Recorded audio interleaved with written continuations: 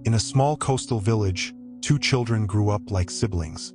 One was a boy of 8, curious and daring, and the other a girl of 12, calm but adventurous. They spent their days climbing trees, running on the shore, and dreaming of exploring the world beyond the sea. One windy afternoon, the tide was unusually high.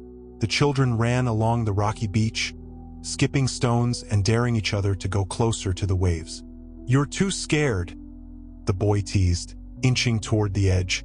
"I'm not scared of anything," the girl laughed, chasing after him. But in that moment, the ground beneath her gave way. She slipped on the wet rocks and fell straight into the churning sea. The waves were strong, pulling her farther away with every second. She thrashed, gasping, her voice breaking. "Help! I can't get back." The boy froze in horror. His heart raced, his body stiff with fear. The nearest house was far away. No one would hear them. Desperately, he looked around until his eyes landed on an old fishing net lying nearby. Without thinking twice, he grabbed the net, tied one end around a rock, and threw the rest toward her. "Grab it!" he shouted. She clung to the net with trembling hands. But now came the hardest part, pulling her back. The boy dug his bare feet into the wet sand, tugging with all his strength. His small arms shook violently, the rope biting into his skin. The sea roared as if trying to drag her away. "I won't let go. I won't let go," he repeated through clenched teeth. Every pull burned his muscles. His chest ached. His breath grew shallow, but he refused to give in. Finally, with one last surge of determination, he yanked the net with all his might. Inch by inch, she reached the shore until she collapsed beside him, coughing but alive. Both children lay on the ground, soaked and trembling. Then, tears streamed down their faces, and they hugged tightly. "You saved me," she whispered weakly. "You're my best friend," he said softly. "How could I ever let you go?"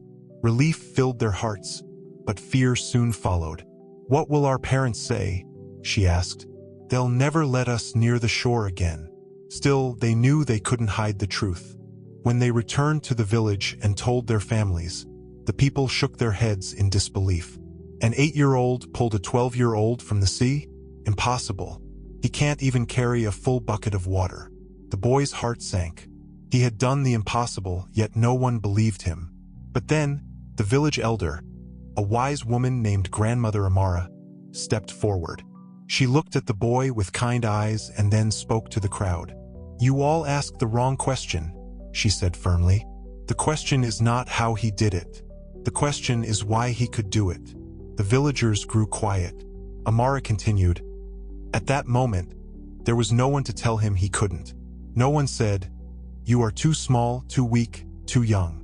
Not even his own heart. And so, he found the strength he never knew he had." Silence filled the air.